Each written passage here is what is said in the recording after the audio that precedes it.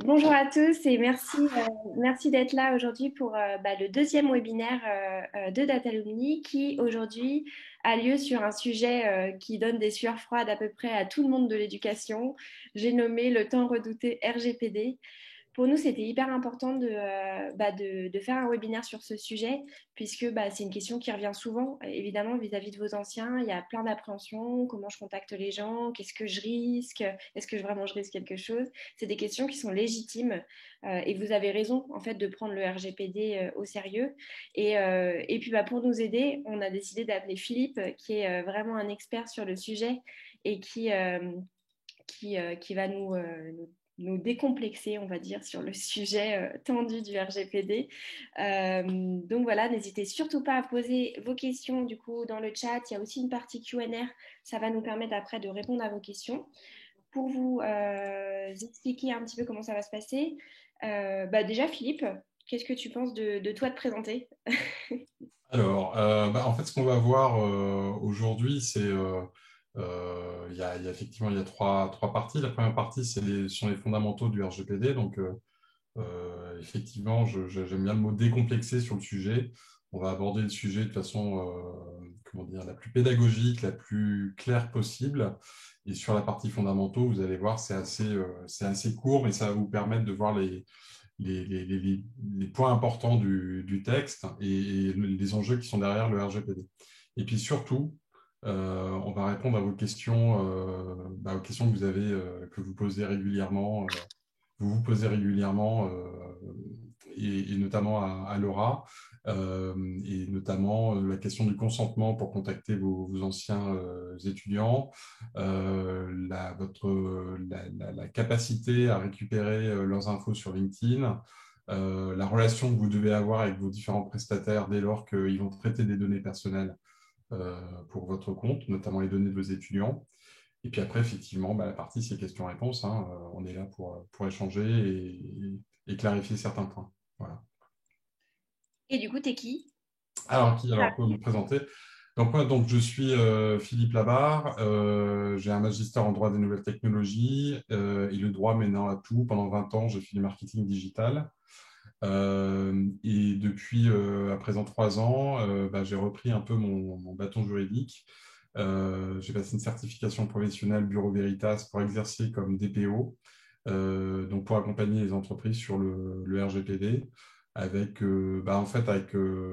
l'ambition d'avoir le maximum de méthodes, parce que si vous n'avez pas de méthode, c'est le genre de projet où vous pouvez très vite sombrer. De la pédagogie, parce que c'est pas un sujet qui est nécessairement très facile à aborder, et du pragmatisme aussi. Oui, vous ne serez jamais à 100% conforme. La question essentielle, c'est surtout sur quel point vous devez être absolument conforme. Et donc, le troisième point, c'est le pragmatisme. En tout cas, voilà, j'essaye de me guider dans les différents clients que j'ai pu suivre, qui sont vraiment de toute nature, un peu partout en France. Et avant que je me présente, on a une petite question de Julia. Qu'est-ce que c'est que le DPO? C'est quoi son rôle? Alors, qu'est-ce que c'est le DPO? Alors, DPO, c'est le Data Protection Officer. Le DPO, c'est la personne qui va être chargée de conseiller les entreprises, les organismes qui traitent les données personnelles. Donc, c'est vraiment la personne qui est là pour conseiller, pour indiquer ce qui est à faire, ce qui n'est pas à faire, comment le faire. Un DPO, ça peut être des fois obligatoire dès lors que votre entreprise traite de données sensibles à grande échelle, mais la plupart du temps, c'est pas une obligation légale. Euh, et un DPO, ça peut être soit en interne, soit en externe. La plupart du temps, les entreprises préfèrent prendre un DPO en externe parce qu'elles n'ont pas nécessairement les compétences internes pour pouvoir répondre à cette mission. Mhm. Très bien. Exactement, oui. Nous aussi. Donc voilà, le DPO, il est présent. C'est un peu le monsieur qui s'assure de la conformité au RGPD, hein, tout simplement, des entreprises. Du coup, je vais me présenter pour ceux qui ne me connaissent pas. Je m'appelle Laura Lisée et je suis la fondatrice de Datalumni. Donc, Datalumni, c'est une entreprise qui a vocation à accompagner les écoles, associations et entreprises dans la création et l'entretien de leur réseau d'anciens. Donc, on a créé une plateforme de gestion de communauté avec tout un système d'assistance à la communication, etc., pour vous aider en fait à tirer parti de votre communauté pour entraîner un cercle vertueux qui va aller de favoriser l'insertion professionnelle, augmenter l'entraide intergénérationnelle, augmenter aussi la visibilité de l'établissement et voilà, tout simplement favoriser les échanges de compétences entre tous les membres de votre communauté. Donc on pourra en reparler après si vous voulez. Mais aujourd'hui, ce qui nous occupe vraiment, c'est le RGPD. Encore bienvenue au nouveau. Je te propose de commencer, Philippe, peut-être pour nous faire un petit laïus sur qu'est-ce que c'est que le RGPD, quels sont les fondamentaux, qu'est-ce qu'on doit vraiment savoir pour commencer à prendre en main le sujet.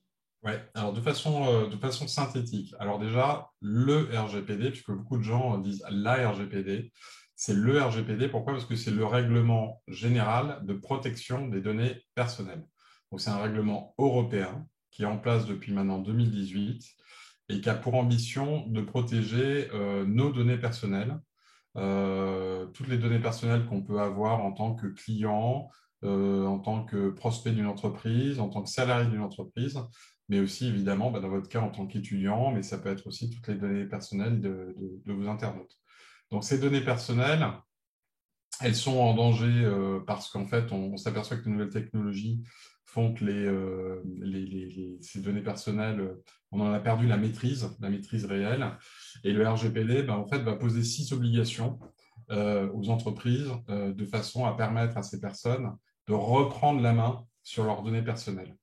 Et pour ça, les 6 obligations fondamentales, et gardez bien cette slide-là en tête parce que quand vous posez une question sur le RGPD, essayez de le rattacher à un des 6 sujets fondamentaux.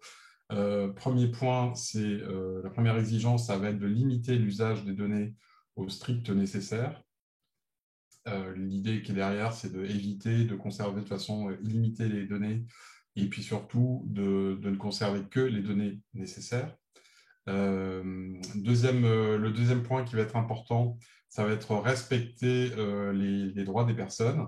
Respecter les droits des personnes, ça veut dire notamment les informer dès lors que vous traitez leurs données personnelles. C'est souvent les mentions que vous voyez sur les formulaires, mais ça peut être aussi répondre à leurs demandes qui pourraient porter sur leurs données personnelles, par exemple leur demande d'effacement ou avoir une copie des données personnelles que vous avez à leur sujet.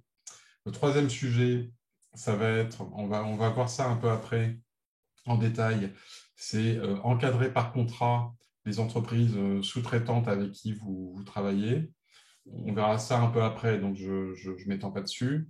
Le quatrième sujet, ça va être encadrer les transferts de données personnelles que vous pourriez faire en dehors de l'Union européenne. Alors, ça va plus vite qu'on ne le pense. Quand vous utilisez des fois un outil SaaS, un outil en ligne américain, et bien dans ce cas-là, la plupart du temps, il faut voir le contexte, mais la plupart du temps, vous allez transférer vos données personnelles en dehors de l'Union européenne et ça ne se fait pas, entre guillemets, n'importe comment.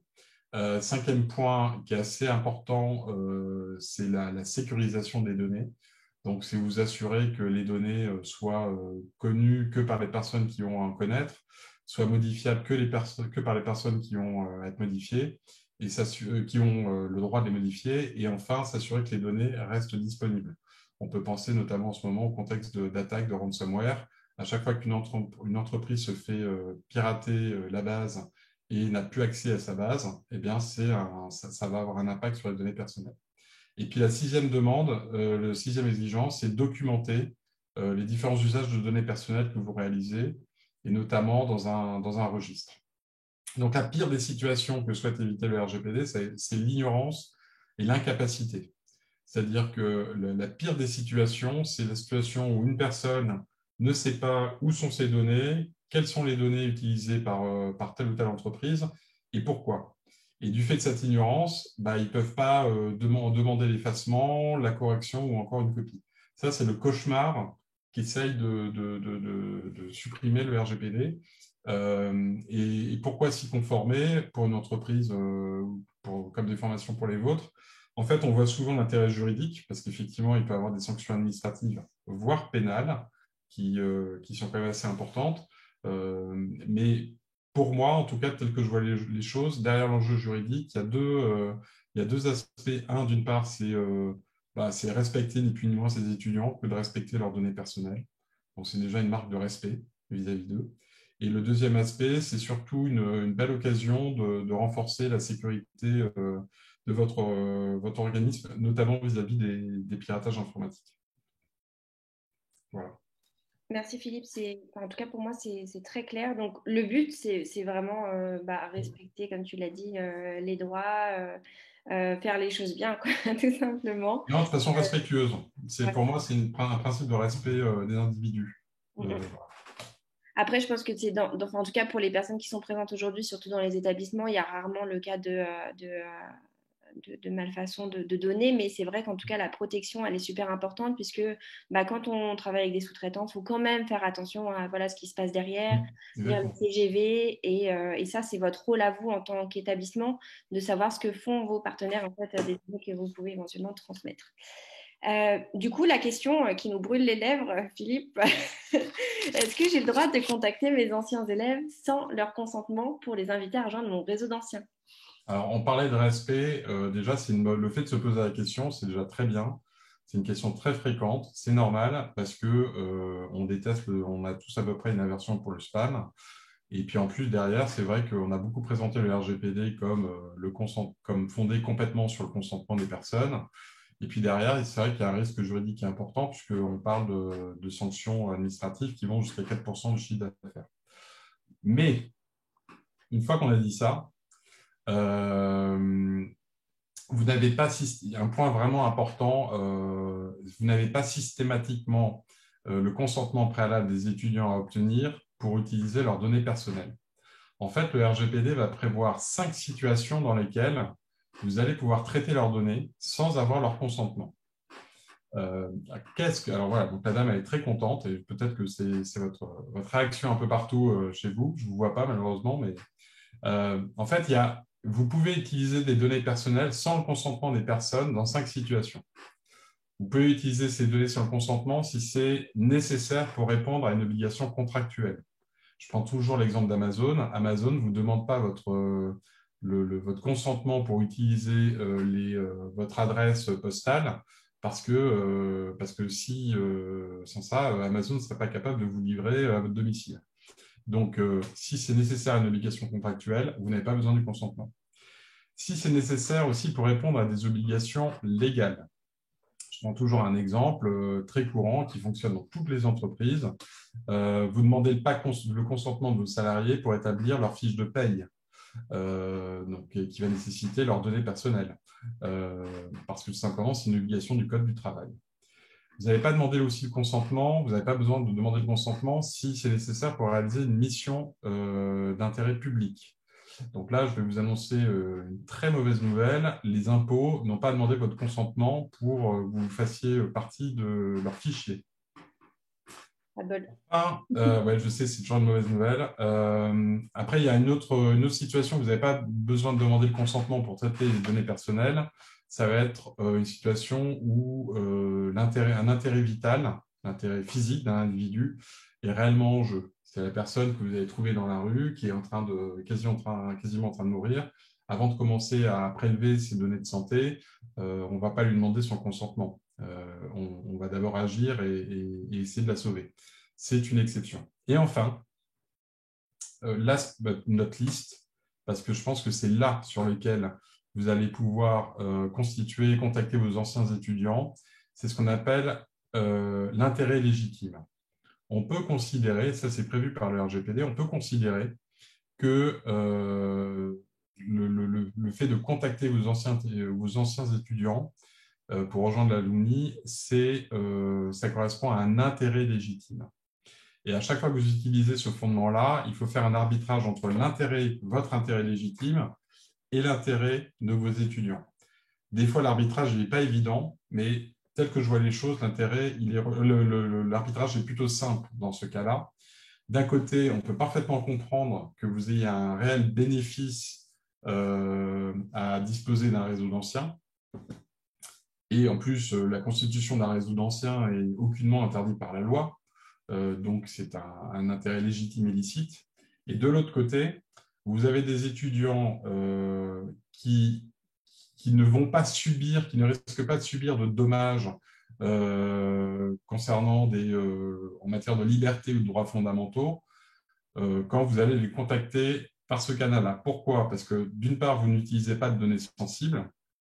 D'ailleurs, la plupart du temps, ces données elles sont rendues publiques par les étudiants eux-mêmes, ne serait-ce que sur LinkedIn.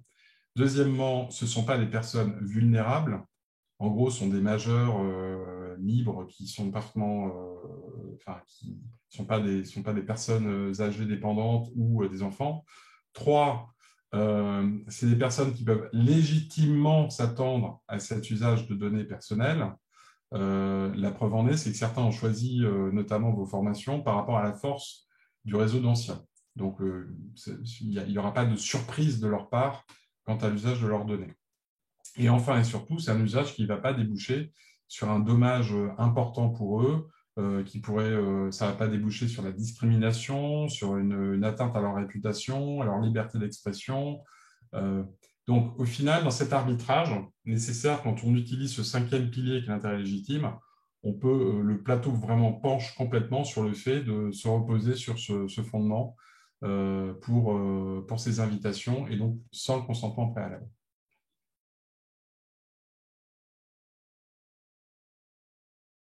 Je crois qu'on ne t'entend pas, Laura. En effet, j'ai coupé mon micro. Merci en tout cas, Philippe, pour ce petit point. Est-ce que c'est clair pour tout le monde sur le fait que pourquoi est-ce qu'on peut, entre guillemets, se passer du consentement pour rejoindre l'ancien? Comme l'a dit Philippe, voilà, l'intérêt légitime qui est que il n'y a pas d'usage, il n'y a pas de malfaçon quant à l'usage des données. On est pour répondre aussi à un besoin et remplir presque un service vis-à-vis de vos étudiants que vous leur proposez. Une fois de plus, ils ne sont pas obligés. Donc à partir de ce moment-là, voilà, on a levé toutes les barrières potentielles légales qui vous interdiraient de procéder ainsi. C'est bien ça, Philippe? Oui, c'est ça. Je vois une question de Marion. Est-ce considéré comme exception d'intérêt légitime? En fait, ce n'est pas une exception. En fait, le RGPD liste les 6 situations dans lesquelles vous pouvez traiter des données personnelles. Et donc là, il y a les 5 situations que je viens d'évoquer. Donc, obligation légale, contractuelle, intérêt vital, intérêt public, intérêt légitime. Et la 6e situation, c'est le consentement. Voilà. Et je peux vous dire que pour avoir quand même déjà travaillé auprès d'une quarantaine d'organismes, le nombre d'usages de données personnelles qui ne nécessitent pas le consentement, il est beaucoup plus fort qu'on ne le pense. Et quand vous êtes par exemple dans des univers complètement B2B, il est même relativement rare et ça va éventuellement toucher des sujets tels les cookies. Voilà. En revanche, point important, et ça c'est un point qu'on souhaitait bien vous présenter avec Laura, c'est qu'effectivement on peut utiliser ce fondement-là, mais ça ne veut pas dire pour autant qu'il n'y ait pas quelques conditions pour que les choses soient bien faites. Donc peut-être Laura, je crois qu'il y a une slide suivante qui va, voilà, quelles sont les précautions en revanche pour faire ça entre guillemets bien. Et bien pour ça, en fait, un point important, c'est que vous allez pouvoir vous reposer sur l'intérêt légitime, mais il y a quand même 5 conditions pour que ça reste licite. La première condition, c'est être transparent sur l'usage de ces données. En gros, quand vous enverrez un lien auprès des étudiants, vous placez un lien vers un texte qu'on appelle la politique de confidentialité, qui est le document dans lequel on explique, bon, en l'occurrence aux étudiants, comment on utilise leurs données personnelles. Et donc ça, c'est un point complètement fondamental. C'est que dès lors que vous allez mettre l'email dans votre système, il faudra au moins dans les 30 jours informer l'étudiant que vous avez réalisé cette action-là et donc lui donner un accès à l'occasion d'un premier mail d'approche, lui donner un accès de cette politique de confidentialité. Donc le premier point, c'est la transparence. Le deuxième point, qui est fondamental également, c'est permettre aux étudiants de s'opposer à ces messages, et ça à tout moment, de façon très simple. Concrètement, ça passe par un lien d'opposition qui est situé dans le mail. Troisième condition, ça va être réduire les données personnelles au strict nécessaire. En gros, en fait, pour ce genre d'action, vous pouvez conserver l'adresse mail, le nom, le prénom, la promo, la formation suivie, le diplôme obtenu, mais évitez de conserver toute autre donnée, genre les résultats aux examens ou autres, qui ne seraient pas utiles pour cet objectif-là. Et en tout état de cause, assurez-vous que les personnes qui vont avoir un accès à ces données-là soient les personnes qui sont en charge de procéder à ce recrutement d'alumni et que ça ne soit pas ouvert à quiconque dans l'organisation. Moi, je vois assez fréquemment des fichiers sur des serveurs communs où que ce soit la compta, les RH, le marketing et toute l'organisation accède à des données librement. Donc, assurez-vous que la liste que vous allez constituer à cette occasion-là, eh bien, ne soit accessible que par les personnes qui ont à en connaître. Pardon. Et ça, on touche à ce moment-là à la question de la sécurisation.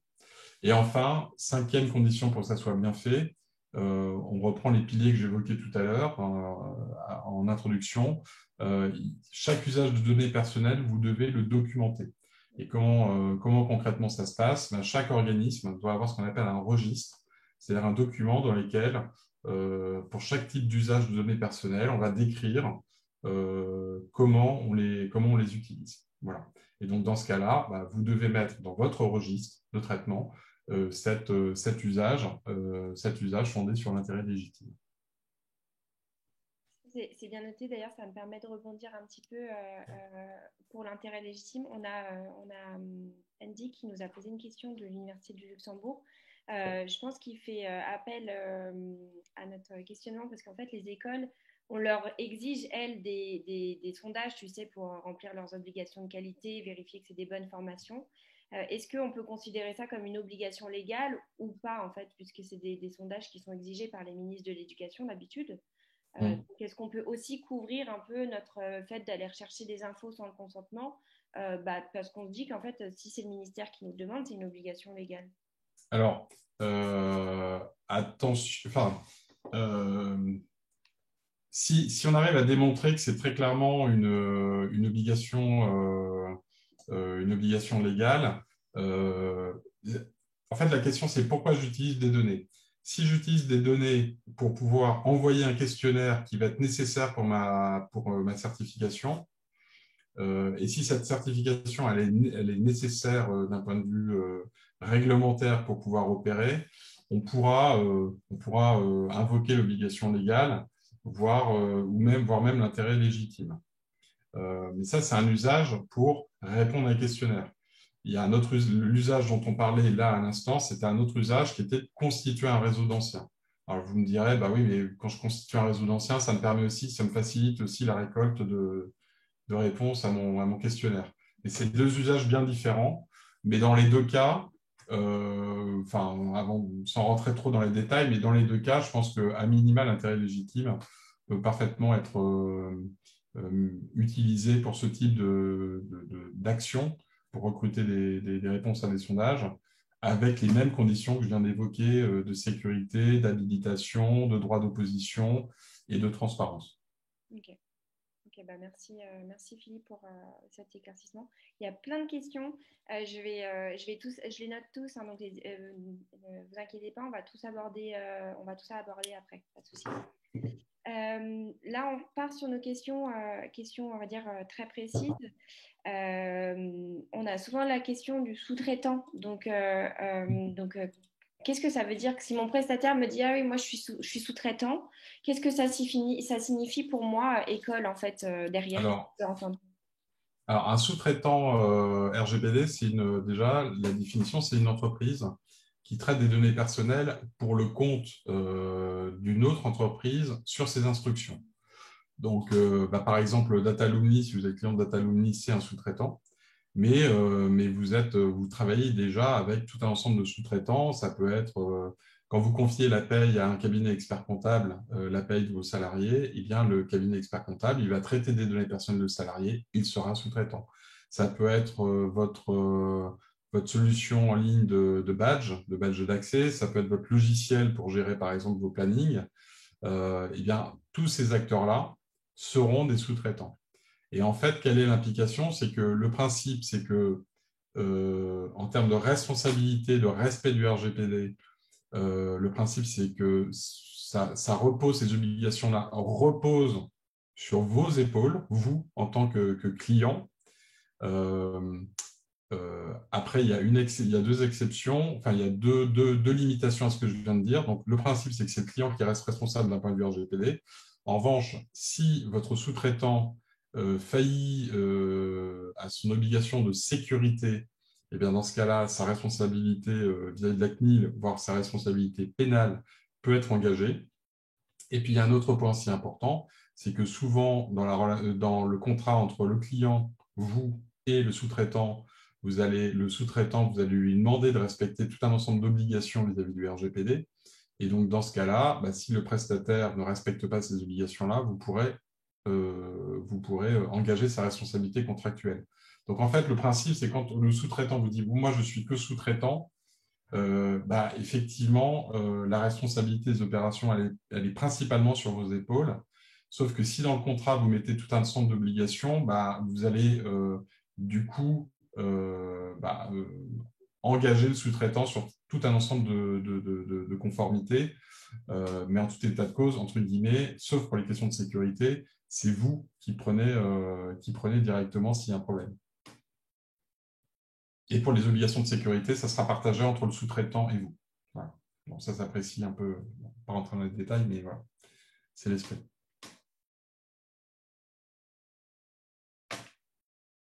Une fois de plus, j'ai plus mon micro. Merci Philippe. Du coup, est-ce que j'ai le droit de transmettre la liste de mes utilisateurs à mon sous-traitant? Nous, c'est une question qu'on a hyper souvent. Ah On a des clients qui n'osent pas nous transmettre leur liste d'utilisateurs au risque, je trouve que de perdre une opportunité de contacter les personnes pour quelque chose de légitime, hein, justement. Mais est-ce qu'ils ont le droit, en fait, de transmettre les listes à des sous-traitants? Dès lors que le sous-traitant, pour qu'il puisse travailler, a besoin de ce fichier-là, évidemment, c'est parfaitement légitime, hein. Vous le faites déjà, hein, au quotidien, hein. Vos fichiers d'étudiants, ils sont peut-être sur des outils comme Dropbox, sur Drive. Vous avez peut-être un serveur commun au sein de l'établissement qui est maintenu par une entreprise, par un prestataire informatique. Ce n'est pas lui transmettre, mais il a déjà un accès à ces données. Donc, entre guillemets, au-delà du est-ce que je peux, vous le faites déjà, sans trop vous en apercevoir. Ce qui va être important, en revanche, c'est ce que j'évoquais un peu tout à l'heure, c'est que dans le contrat avec votre sous-traitant prévoit tout un ensemble d'obligations à la charge du sous-traitant pour encadrer justement ce partage. Donc, le RGPD donne une dizaine de points qui doivent être adressés. À mes yeux, il y en a 3 qui sont vraiment importants, même s'ils sont beaucoup plus nombreux. Les 3, c'est un, c'est l'engagement de votre sous-traitant de n'utiliser les données que pour rendre le service. En gros, c'est éviter qu'il détourne le fichier que vous pourriez lui transmettre. C'est évident, mais ça va mieux en l'écrivant. 2, c'est un engagement de sécurité de sa part. 3, c'est bien définir dans le contrat le sort des données personnelles que vous lui avez transmises. Est-ce qu'il vous les renvoie? Est-ce qu'il les détruit? Il les détruit sous quel délai? Voilà, ça doit être bien cadré. Il y a une dizaine de points à cadrer, mais là, je ne vais pas rentrer dans les détails, mais c'est vraiment les trois points essentiels. Donc oui, il est possible de partager, mais cadrez bien votre relation. Ok. Et du coup, on va un petit peu anticiper une question qui est après, mais elle est hyper reliée et du coup, je me dis que ça vaut le coup de l'aborder là-dessus. Est-ce que quand on travaille avec une association, tu sais, il y a des écoles qui bossent avec des assos alumni, donc la question va être pointée du doigt après aussi, mais est-ce que du coup, on peut considérer que l'asso est un sous-traitant? Non, pas. Ils peuvent transmettre leur liste à une association pour faire son travail, en fait. Je comprends. En fait, tout ça, ces qualifications-là, il faut vraiment voir le contexte dans lequel les opérations sont réalisées. Il n'y a pas véritablement de réponse standard. Il faut voir comment vous organisez. Si par exemple la plateforme elle est purement financée par la formation et que la formation n'a aucun accès à la plateforme, On pourrait même imaginer la situation où l'association a dit, moi, par exemple, je veux bosser avec Datalumni et c'est la formation qui finance. Bon. Et la formation n'a aucunement accès à la plateforme. Bah, dans ce cas-là, qui est ce qu'on appelle le responsable de traitement? Bah, c'est l'association. Et les obligations RGPD seront à sa charge. Mais il peut y avoir des situations beaucoup plus mixtes, hybrides. Donc, il faut regarder vraiment spécifiquement. Si la plateforme elle est opérée conjointement par la formation, par l'association et l'un et l'autre, les deux ont choisi le prestataire, les deux ont paramétré l'outil, les deux ont accès aux données, bah, dans ce cas-là, les obligations RGPD, elles sont à la charge conjointement des deux, de la formation et de l'association. Et donc, dans ce cas-là, bah, les étudiants ils pourront exercer leurs droits RGPD vis-à-vis des deux. Et la bonne pratique, enfin, c'est plus qu'une bonne pratique, c'est une demande du RGPD, c'est de convenir dans un contrat entre l'association, dans ce cas-là, et la formation, un contrat qui va définir les responsabilités de chacun vis-à-vis des données personnelles. Donc voilà, donc ma réponse, c'est il faut vraiment voir comment ça s'opère réellement, quelles sont les responsabilités, quel est le contexte. À partir de ça, on arrive à voir si la responsabilité, elle est que sur la formation, que sur l'association ou sur les deux. Les choses sont assez ouvertes. Ok. Bah, et puis créer une sorte de contrat, hein, tout simplement, bien marqué. Voilà. C'est ça qui protège tout le monde aussi, c'est de se dire quels sont les rôles et responsabilités de chacun. Comme ça, au moins, c'est posé, c'est clair. Et puis, si vous limitez le champ d'action en fait de l'association, ben voilà, une fois de plus, on est dans l'intérêt Dès des lors qu'il y a deux pilotes dans l'avion, bah, il faut savoir qui s'occupe de quelle partie et tout va bien. Voilà. Super. S'il n'y a qu'un pilote, bah, c'est plus simple. Je reviens juste à ça, du coup, on avait une dernière question. Après, on va passer à toutes vos questions, mais là, j'avais planifié une petite question aussi sur mon dernière question. Est-ce que du coup, quand j'ai recours à un prestataire, je dois avertir mes utilisateurs que je fais recours à un prestataire? Non, vous n'avez pas l'obligation d'avertir vos utilisateurs. Je vous parlais tout à l'heure de la politique de confidentialité. Vous savez, c'est le document qui explique comment vous traitez les données personnelles et qui est donc à la destination, bah, en l'occurrence, par exemple, des étudiants.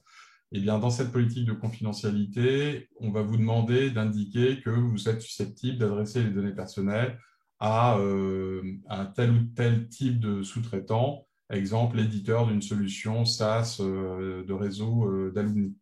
Donc là, ça, c'est ce qu'on demande. On vous demande juste d'indiquer la catégorie de sous-traitant et vous avez aucunement l'obligation d'indiquer l'identité de ce sous-traitant. Donc, vous pouvez changer de plateforme.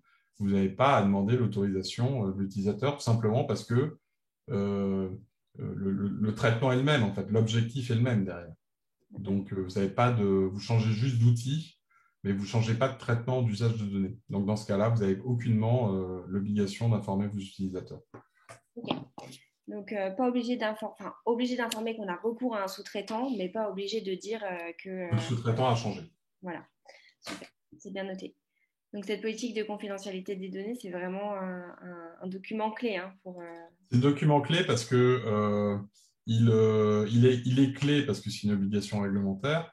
Il est clé parce que c'est ce qui va permettre aux utilisateurs de rentrer dans le cauchemar que j'évoquais tout à l'heure, à savoir je ne sais pas qui a quoi et comment je peux exercer mes droits. Et puis il est clé parce que moi je vois souvent les entreprises qui veulent faire une toute petite mention RGPD, mais si vous pouvez le mettre en gris clair, sous fond clair, pour que ça ne se voit pas trop, mais sans non plus faire des mentions de 18 lignes de long, pour moi c'est une vraie marque de respect en fait vis-à-vis des personnes, un vrai acte de transparence. Et en général, quand on est transparent, on n'en a pas honte. Donc ça contribue à la confiance des personnes. Pour moi, c'est un peu comme quand vous avez un paquet de cigarettes et que vous n'avez pas les warnings sur le paquet de cigarettes. Aujourd'hui, ça vous surprend un peu, quoi. Et ben, en fait, c'est à peu près la même chose aujourd'hui. Je pense que les gens commencent à comprendre que quand on collecte leurs données, et ben, il y a cet acte de transparence qui est fait auprès d'eux. Ok, merci, merci Philippe. Euh, on a une question tiens, politique de confidentialité avant de passer à LinkedIn. Qui doit la rédiger, cette politique de confidentialité? Alors, la politique de confidentialité, elle doit être rédigée par ce qu'on appelle donc le responsable de traitement. Donc, en gros, c'est vous, en tant que formation. Vous devez la rédiger. C'est votre obligation.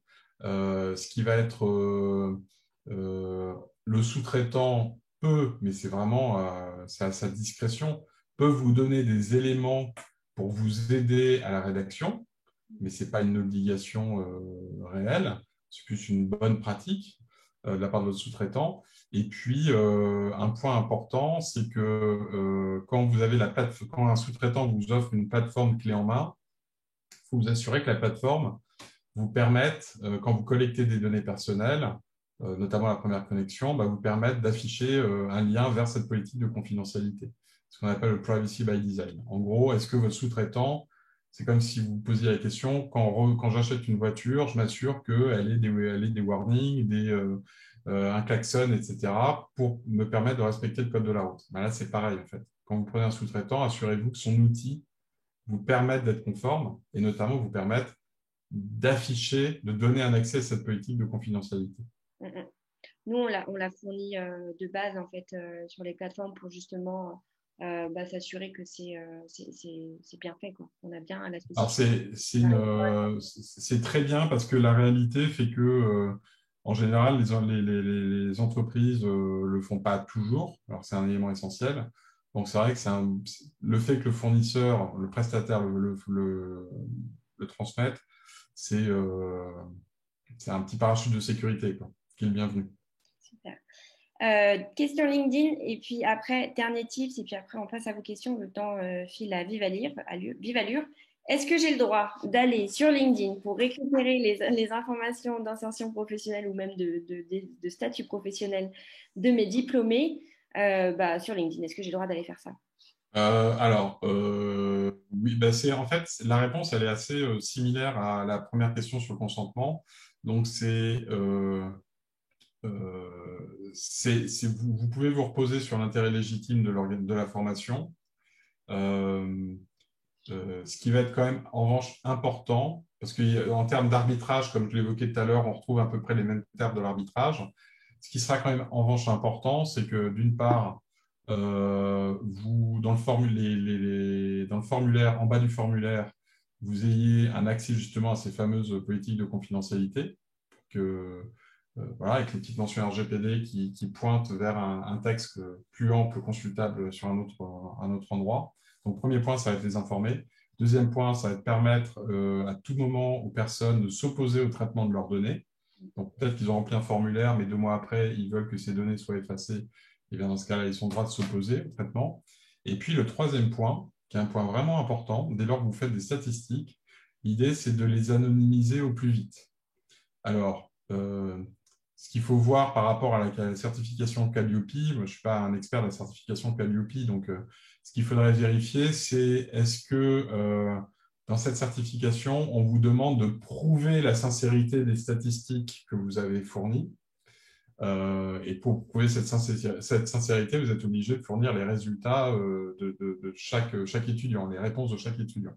Si c'est le cas, eh bien dans ce cas-là, ce que je vous recommande, c'est dès que vous avez obtenu la certification, dès qu'elle a été accordée, eh bien vous anonymisez les réponses de vos étudiants. Si cette obligation de démonstration de sincérité des stats ne fait pas partie de Calliope, si on va jamais vous l'exiger, eh bien dans ce cas-là, anonymisez les réponses au plus vite. Donc anonymisation, information et droit d'opposition à tout moment. Ok. C'est vrai que l'anonymisation, elle permet en fait de protéger toutes les démarches là-dessus d'un point de vue statistique. À partir du moment où vous anonymisez les données, vous quittez le RGPD et vous n'avez toutes les obligations qu'on vient de voir vis-à-vis des données anonymisées disparaissent. Un petit point quand même d'attention, anonymiser, ce n'est pas uniquement retirer le nom-prénom ou une adresse mail. Dans certains cas, si vous gardez des données qui, d'une façon ou d'une autre, vont vous permettre de remonter facilement un individu sans avoir nommé la personne, ça restera des données personnelles.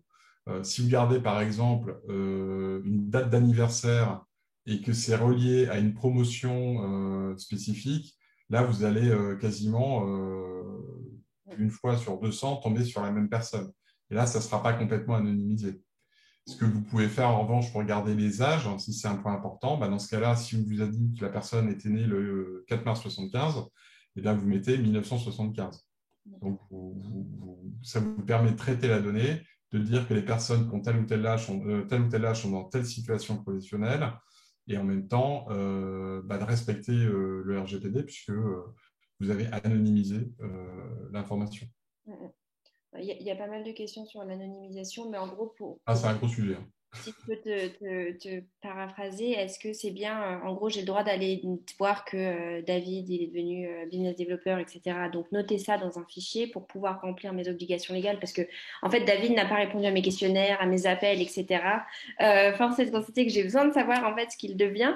Du coup, je vais chercher sur LinkedIn, mais il m'a pas donné l'autorisation formellement d'aller piocher ces informations sur LinkedIn. Donc, le mieux, c'est qu'une fois que vous avez rempli vos obligations vis-à-vis de Calliope, etc., si vous voulez vraiment garder ces statistiques, OK, mais par contre, vous enlevez que c'est David.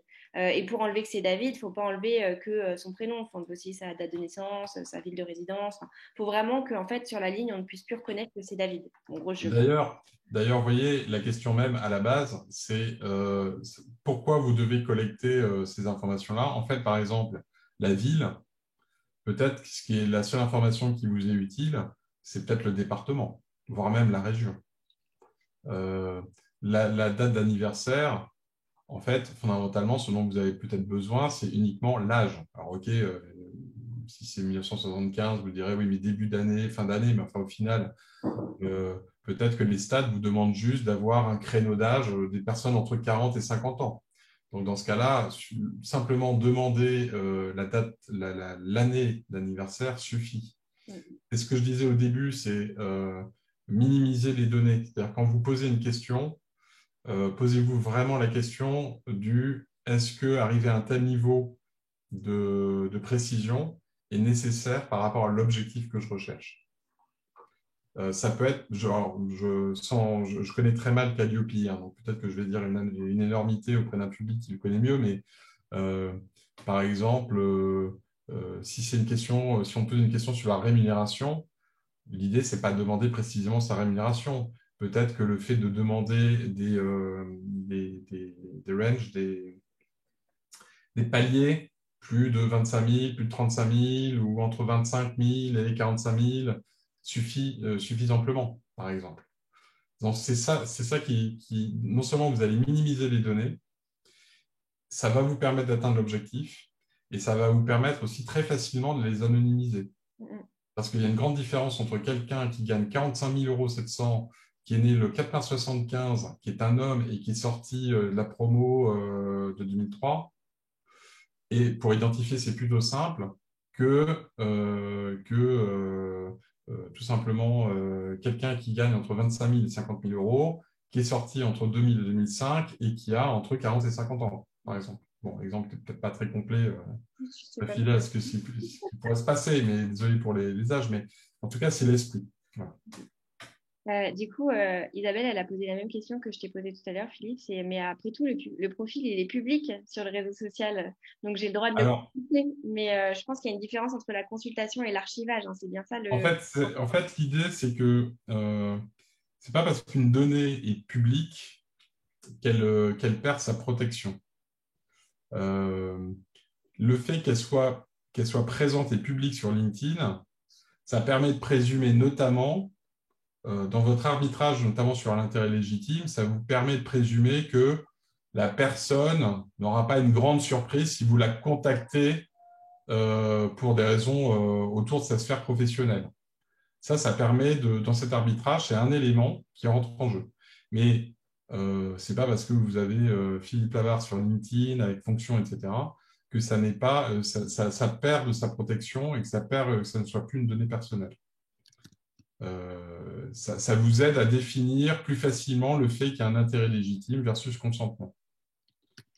Je vais vous donner un exemple tout bête. C'est une entreprise a été sanctionnée récemment parce qu'elle allait sur LinkedIn récupérer se constituer une base de données en reconstituant les adresses des entreprises, etc.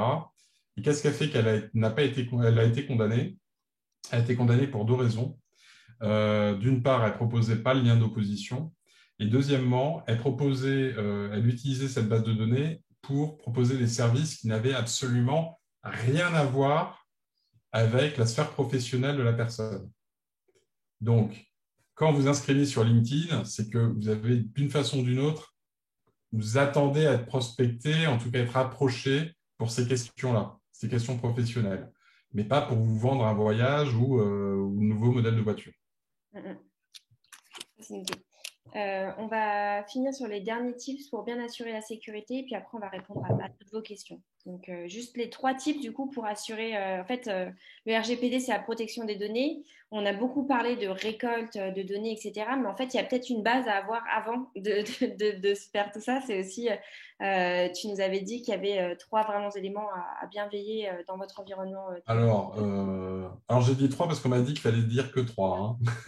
C'est moi qui l'ai Dites ça. Non, mais déjà, il est 48 en plus, donc heureusement. Mais ce que je veux dire, c'est qu'en fait, la sécurité, ça passe par tout un ensemble de mesures sur lesquelles il faut vraiment être décomplexé parce qu'on parle toujours de cybersécurité, de mesures techniques, avec des mots barbares, complexes. En fait, la sécurité, elle commence déjà par l'attitude de tous, informaticiens ou pas informaticiens. La sécurité, c'est véritablement du bon sens. Donc voilà, et les mesures, elles sont assez nombreuses. Donc c'est vrai qu'on a 3 mesures, c'est toujours un peu, on a l'impression de devoir choisir entre ses enfants, quoi. Mais en tout cas, les 3 types de sécurité sur lesquels, qui sont accessibles finalement relativement facilement, particulièrement pour les 2 premières. Premier point, faites une repasse. Si vous avez des serveurs communs, des fichiers, des outils, faites une repasse sur les habilitations. Vous allez dans chacun des outils que vous utilisez, vous voyez les utilisateurs qui sont inscrits, et ben, vous supprimez le stagiaire, vous supprimez l'ancien collègue qui est parti depuis 2 ans, et puis vous assurez que telle ou telle personne, de par ses fonctions, est parfaitement légitime à accéder à cette information-là ou à cette partie du serveur commun. Donc déjà, gérer les habilitations, c'est tout bête, c'est relativement facile à faire, ça ne demande pas vraiment de compétences techniques. C'est du bon sens. Deuxième sujet, soyez ferme sur les mots de passe. Un bon mot de passe, c'est un mot de passe qui, à minima, a au moins 8 caractères, au moins un min, une majuscule, un caractère spécial. Et un bon mot de passe, un point important, c'est un mot de passe que vous utilisez, qui est unique, qui est propre à chaque service. Pourquoi? Parce que si vous utilisez toujours le même mot de passe, à partir du moment où une des bases va être piratée et que le mot de passe va être publié, et bien en fait, c'est comme si vous donniez vos clés pour aller sur tous les autres services. Donc, il faut un mot de passe unique. Alors, je sais que c'est véritablement, je vais prendre le mot galère, et je reste encore correct, et que c'est jamais évident de respecter ces règles-là. Ma reco, ça coûte quasiment rien, ça peut même coûter quasiment rien avec des bons outils, passer par des gestionnaires de mots de passe. Vous n'aurez qu'un gros mot de passe à retenir, un mot de passe bien fort, et après, vous pourrez avoir des mots de passe très forts, uniques par service, passés par des gestionnaires de mots de passe. Ça devrait franchement être une obligation, tant c'est accessible et financièrement, ça ne coûte rien. Et le troisième point, sauvegardez vos données. Donc là, vous devez entendre parler des ransomware. La recommandation, c'est que vous sauvegardez vos données sur un premier support. Très bien. Vous dupliquez ces données quasiment de façon très, très fréquente sur un autre support qui appartient au même réseau. OK. Mais ce qui fait que vous allez éviter d'avoir des grosses déconvenues, c'est d'avoir une troisième sauvegarde sur un espace, sur un réseau complètement déconnecté et une sauvegarde moins fréquente sur un disque complètement déconnecté. Pourquoi? Parce que si vous vous faites attaquer et si notamment vous faites chiffrer vos données par des pirates, ils vont vous rendre illisible le premier support qui du coup va rendre illisible le second support. Et là, vous êtes dans une situation très gênantes. Donc, c'est pour ça qu'il faut toujours avoir un troisième support dans un espace complètement déconnecté, de façon à rapatrier ces données-là. Voilà. Ok. Mais Et par c'est contre, quel sujet? le troisième conseil, il est un peu plus technique, il est un peu plus pour vos DSI. Mais les deux premiers conseils, ils sont très opérationnels. Voilà. Et c'est vrai que c'est aussi une base de la protection des données, quoi, c'est de veiller à tout ça. Bah, là, on atterrit sur ce qu'on disait au début, hein, on reboucle l'introduction, c'est que d'ailleurs, il y a une stat qui démontre que 9 entreprises sur 10 qui se sont mises en conformité ont augmenté leur niveau de sécurité des données personnelles, enfin des données, enfin de leur système informatique tout court. Et de par l'insécurité informatique qui règne et qui explose depuis 2 ans, je pense que c'est bien. C'est une bonne pratique. C'est pas mal. On a plein de questions, Philippe. Du coup, Ouais, je vais essayer de fuser pour répondre voilà, à un 16. maximum. Ouais, mais il y en a d'autres encore qui étaient dans le chat. Voilà. Celle-ci, on y a répondu. Combien de temps on doit conserver l'historique du registre de traitement? Alors, il y a pas, en fait, dans le registre de traitement, vous n'avez pas de données personnelles, hein. Vous décrivez juste que pour tel usage, vous avez tel type de données, vous les conservez tant de temps, qu'elles sont accessibles par tel ou tel service et qu'il y a tel ou tel type de prestataire qui l'utilise. Bon, donc il n'y a pas tant que vous avez cet usage des données personnelles en place, vous conservez cette information-là. Mais il n'y a pas vraiment de durée de conservation par rapport à ce que je disais tout à l'heure, parce qu'il n'y a pas de données personnelles dans le registre, réellement. Mm. On a une question hyper pratico-pratique. C'était sur l'annuaire. Est-ce qu'ils ont le droit du coup d'éditer un annuaire avec prénom, nom, chef de secteur, numéro de téléphone, machin? Mhm. Il faut l'accord pour faire cet annuaire des membres.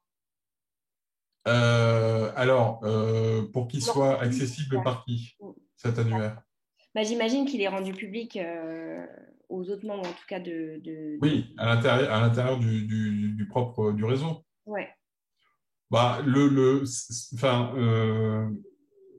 quand on demande le consentement, on demande un consentement très très qualitatif. On n'a pas beaucoup parlé du consentement vu on l'a évacué tout à l'heure, mais c'est un consentement très qualitatif. Ceci étant, à partir du moment où c'est la nature même de ce réseau-là et que ça, par exemple, a été indiqué dans la politique de confidentialité, il n'est pas étonnant que ça puisse être publié, enfin qu'entre membres du réseau, on puisse accéder à ces informations-là. Mm, mm. Ok. Oui, oui, je pense que on C'est est. intrinsèque. Je veux dire, là, on est vraiment sur une plateforme d'échange et de réseau. Enfin, c'est la nature même du service. Donc, si c'était un autre objectif, on pourrait se poser la question. Mais là, ça me paraît évident, Ok. Est-ce que, question de Andy encore, souvent les écoles, elles stockent l'URL de LinkedIn sur les Excel qu'ils ont sur les étudiants et les anciens élèves. Euh, c'est possible ou pas de stocker ça? hein. Ok, les URL LinkedIn. Ouais. Bon, la question, c'est surtout, elle est plus en amont, c'est est-ce qu'il est possible de stocker les coordonnées des étudiants et pour quel usage? Enfin, je veux dire, à la limite, c'est une des données personnelles, mais la question, c'est pourquoi je stocke ces données d'anciens. Et une fois qu'on a réussi à rattacher à des sites liés que j'ai évoqués tout à l'heure, l'URL LinkedIn peut en faire partie. Ouais. Est-ce que c'est intéressant, du coup c'est une question de moi, est-ce que c'est intéressant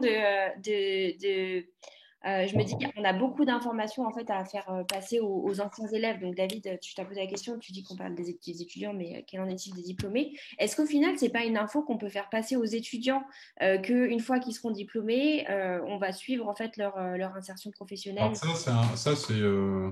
ça permet, je pense, c'est pas nécessaire, mais je pense que ça reste quand même une bonne idée.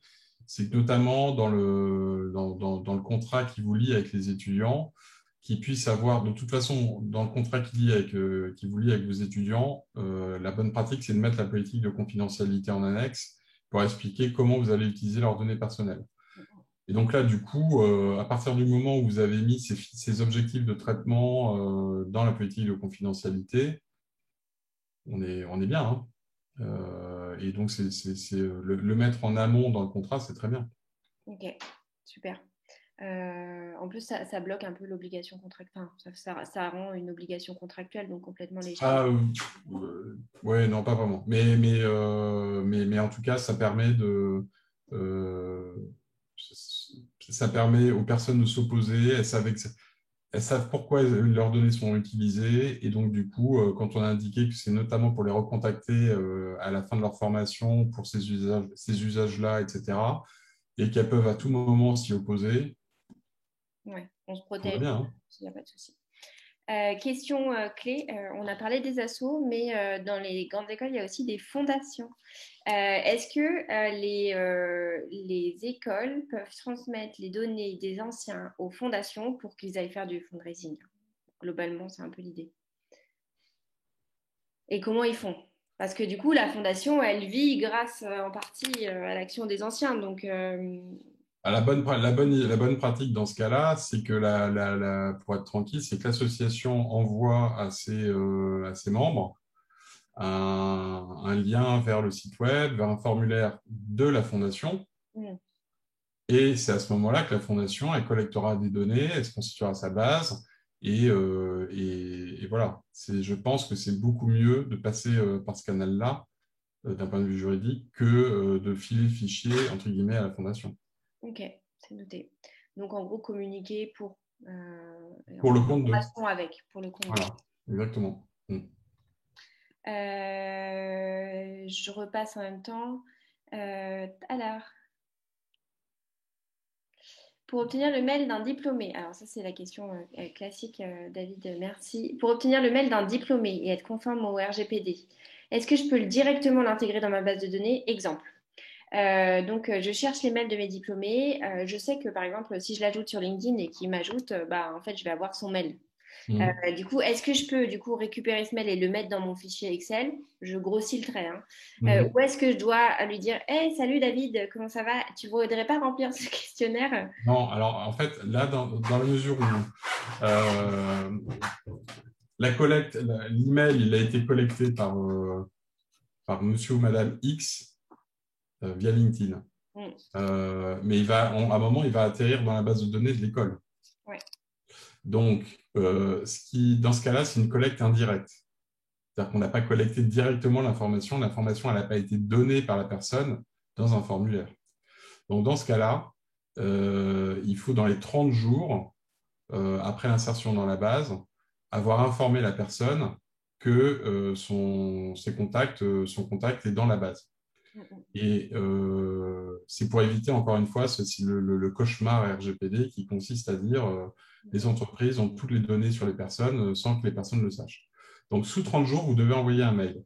Le mail, attention, ce n'est pas un mail dans lequel vous dites bonjour David, je vous informe que je vous ai mis dans mon CRM et qu'on va faire ça. Et si vous voulez vous opposer, cliquez ici, merci, au revoir. Vous pouvez envoyer un mail en disant voici les avantages de rejoindre l'association d'étudiants, des anciens étudiants, cliquez ici. Et sous le mail, donc il y a un objet de prospection, on va dire, entre guillemets, sous le mail, vous placez le lien vers la politique de confidentialité et le lien d'opposition. Et dans ce cas-là, on est bon. ok. Encore une fois, quand vraiment, pour que vous puissiez bien voir les zones rouges, les pratiques rouges, c'est la situation où vous allez traiter des données personnelles de personnes qui n'ont pas été informées, qui ne savent pas exactement ce que vous en faites et qui ignorent même le fait que vous ayez des données à leur sujet. Ça, c'est le trou noir, à éviter. Mm, mm. Ouais, c'est vrai que ça protège tout le monde et puis en plus on peut le faire de façon assez automatique, donc Oui, oui, oui, oui, oui, non, ça c'est simple. bonne pratique. Je vais donner une dernière question et puis après je vais vous libérer pour aller manger. C'est super, il y a vraiment plein de questions. Euh, alors j'ai Stéphanie qui nous pose une question sur le fait que quand ils sont à l'époque où ils sont étudiants, ils vont remplir un certain nombre d'informations dont l'école va se servir légitimement parce que l'édition des diplômes, blablabla. Qu'est-ce qui se passe une fois qu'ils sont diplômés? Je dois les conserver.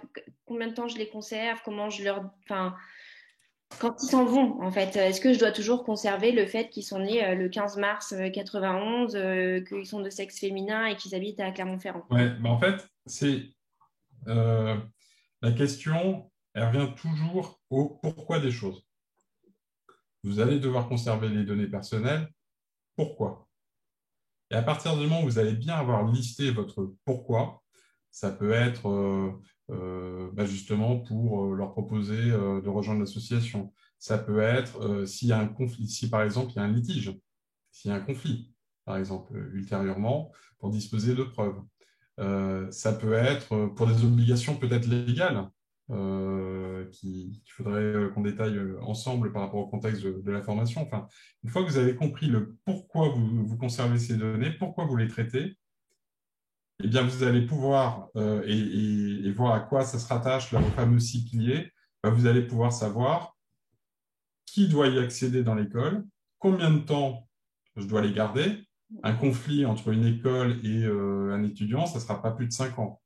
En tout cas, après, il y a prescription.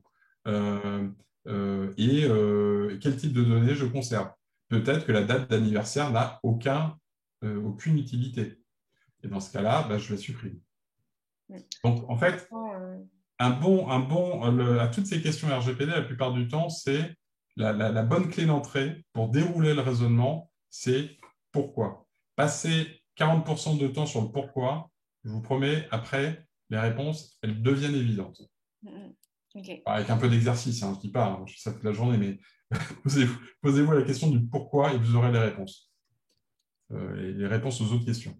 Katia nous fait juste une petite remarque sur l'obligation de conserver les dossiers individuels pendant 5 ans. C'est peut-être justement sur cette histoire de litige dont tu parlais, Philippe, que pour se protéger, les écoles Alors, doivent... ce n'est pas une obligation, c'est un droit. Okay. C'est-à-dire que vous avez un droit, un intérêt légitime, on revient sur la notion d'intérêt légitime, à avoir des preuves en cas de contentieux. Le RGPD ne vous demande pas de béner tous les éléments qui pourraient vous permettre de vous protéger ou voire même d'exercer de lancer un litige ou d'attaquer un ancien étudiant. Donc, le RGPD reconnaît le droit à conserver ces données pour pouvoir faire face à un éventuel litige. Mais là, pareil, c'est quelles sont les données qu'on souhaite conserver par rapport à cette finalité-là et qui doit en avoir connaissance. La compta, les responsables de formation, tous ces gens-là n'ont plus à en connaître. En revanche, si vous avez un responsable juridique ou la personne, je ne sais pas, en charge du litige, cette personne-là, elle est parfaitement légitime à accéder à ces données-là parce que c'est elle qui s'occupera du litige et qui en aura besoin si le cas échéant. Merci Philippe. Pourquoi? J'en déduis qu'est-ce que je conserve, pendant combien de temps, qui y a accès. Et déjà, vous avez quand même plutôt bien cadré les choses.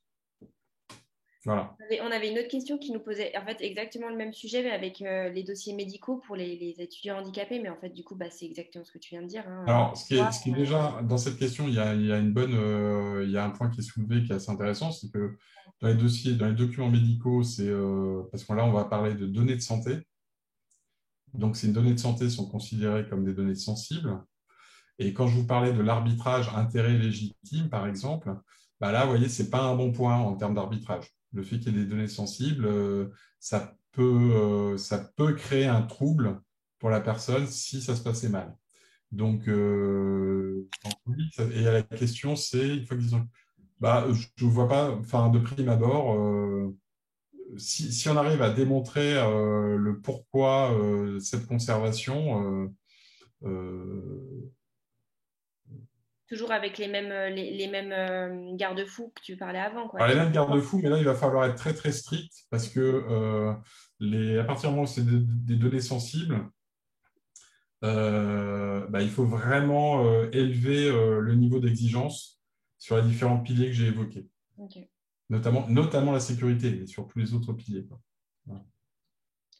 Super clair. Je crois qu'on va s'arrêter là-dessus. Ouais, je vois qu'il y a plein de questions. Alors, je ne sais pas éventuellement comment... On fera une passe peut-être, Philippe, parce qu'on va vous transmettre le support. Donc, à la limite, s'il y a des quick questions qu'on peut répondre dans le support.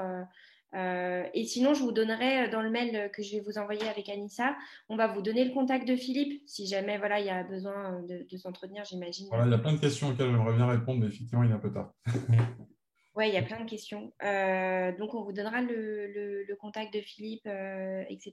Et puis, on va essayer de remplir le maximum la présentation. Comme ça, vous aurez aussi le plus de retours concrets, parce que c'était l'objectif de ce webinaire.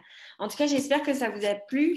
Moi, je suis hyper contente de tous ces échanges. On voit que c'est un sujet qui amène plein de questions, on voit aussi qu'il y a des gens qui sont quand même bien formés sur le sujet parce que les questions sont Ouais. pointues. Donc, c'est plutôt rassurant de voir qu'on est quand même sur un niveau d'acquisition plutôt haut. Et puis, merci Philippe. Ouais, Merci. bah, merci à tous. Je vous dis à bientôt et puis on vous envoie un email avec tout ça. Au revoir. À bientôt, au revoir.